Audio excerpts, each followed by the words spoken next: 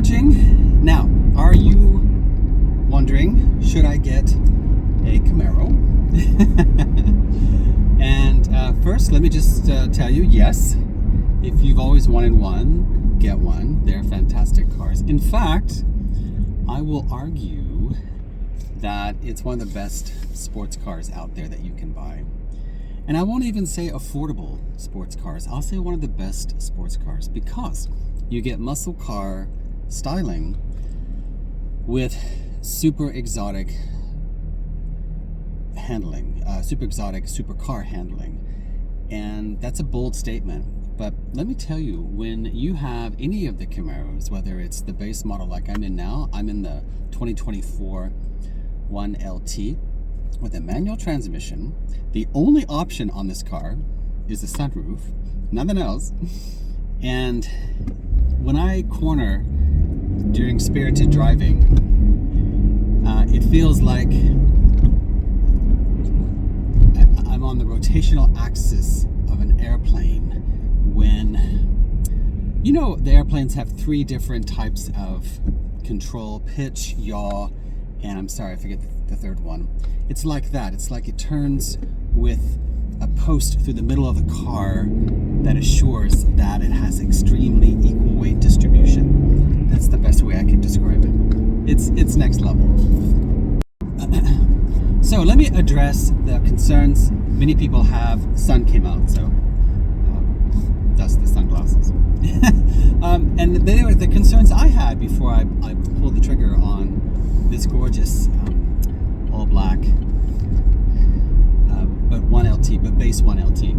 So many concerns people had were about the visibility, and when I tell people I have a Camaro, like car guys, and well, car people, I mean, not be specific to one gender, they always say, what about the visibility? Oh my gosh. And sure, it's not like you're going to be in a Camry, but the visibility is fine, and once you get used to it, you don't even notice it. You don't even notice it. The only issue is a blind spot in the back, which, let's be frank, most sports cars have that. And you also get used to that if you just adjust your mirrors correctly, and then you do this little move that I do when I'm merging on a highway, when I want to be 100% sure that I'm not going to merge into somebody. Usually I'm the one pulling out the front anyway, but just in case I meet another Camaro, I do this. And once you do that, you can see everything to the side of your car. Because remember, it's not a big car. And it's like a, 187, 188 inches long. But it's wide. And that's what gives that beautiful muscle car stance. I know. I love it. So visibility is one thing. The other is visibility off the front hood. But any muscle car, any sports car is going to have a longer front hood, and that's the styling. And again, you totally get used to that. I can park this car in the tightest of tightest parking spaces with no problem. It just takes a couple of weeks to build up that muscle memory. So don't even worry about that. So now, the other thing I want to talk about are the engines. You have a choice now of the V6 and the V8. So both are great.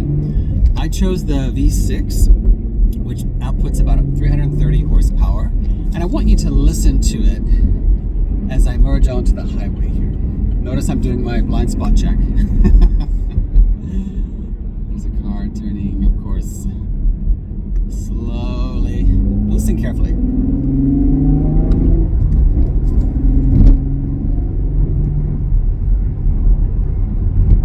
Keep listening.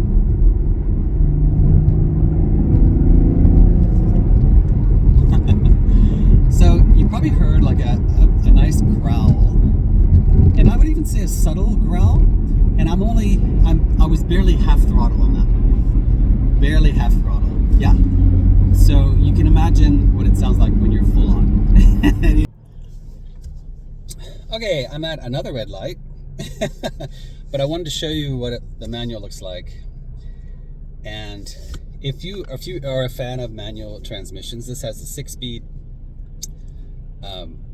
Gertrag. It is beautiful, very notchy, has a heavier weight than many cars.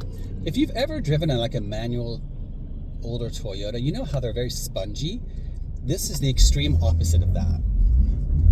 It shifts like a supercar in my opinion. Not that I've driven many, but notice the action. It's a short shifter. It is glorious. Everything is perfectly weighted.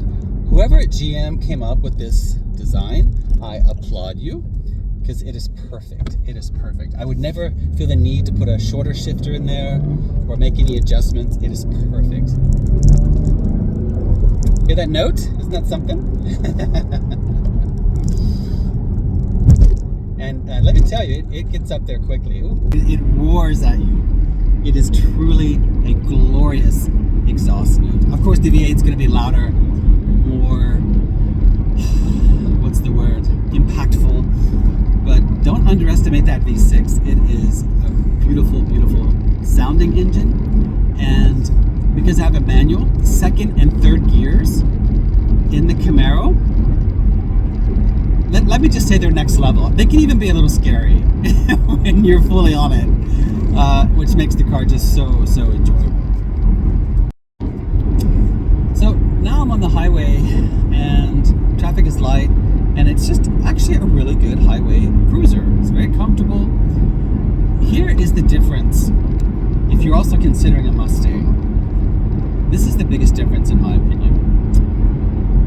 I sit lower in this car, like the seat goes lower, so that when I'm looking at outside the windshield, my steering wheel, if I so choose, is almost level with my nose, which is what I want. I want to feel almost like I'm in that F1 driving position. The Mustang, I was sat a bit higher up. It was still good, but this one I am deep in that car, and so I prefer the position on this car.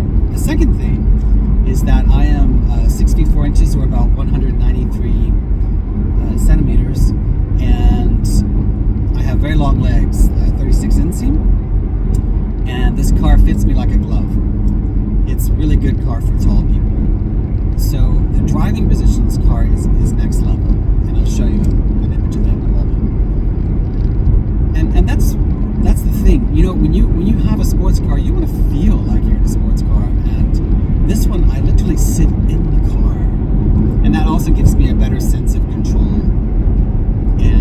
And it's just a beautiful place to be. I like nothing more than getting in the car and just being in it and feeling the presence.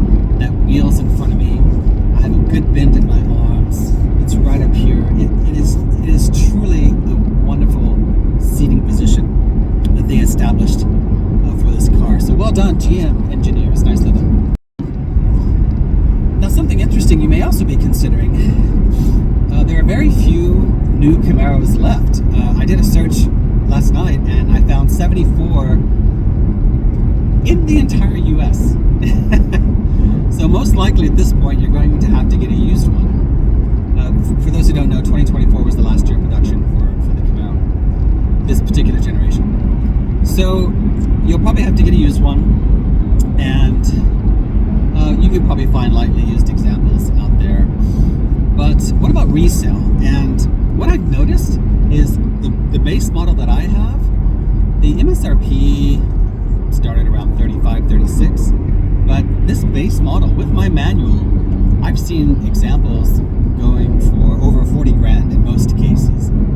So it really already seems to be going up in value, and I think it's one of the few cars that you can buy that will further increase as they become more and more rare. So that's something you may consider. So you think, okay, you got a manual, Mark, you got a base version. Is it too basic? No. I have the cloth seats. At first, I thought one of the first things I'm going to do is to reupholster these things in leather. Not myself, but find someone to do it. But I can't believe how comfortable they are. And cloth seats nowadays have that newer, better material than when I was growing up in the 80s. Those typical cloth seats like in Oldsmobiles. The type, they almost felt like they're felt or something like that. So I just leave them alone. They are perfect. I have no desire to change the cloth seats to leather. So if that's a worry for you, the cloth seats are seriously impressive in this car. And in general, my daughter's car is a Subaru. She has the cloth seats, and they're amazing. And the other advantage, by the way, is that on cold mornings, the seat is never that cold, and they're never that hot on hot days either. Now, I do not have heated seats or cold seats. I kind of miss the heated seats. We're having a cold winter here in Maryland, but you know, whatever. And then the other thing, but speaking of tech, this does come with wireless Apple CarPlay and Android Auto. And even though I have the smaller screen, I thought that would bother me. It's 8 inches, I think. And of course, you can get the tech package, which has the larger screen. But quite frankly, it doesn't even faze me. I don't even notice that it's a smaller screen now. Everything works really well. And I do not have the Bose system. But this bass stereo is, okay, I won't say it's great, but it's extremely adequate. Bordering on very good.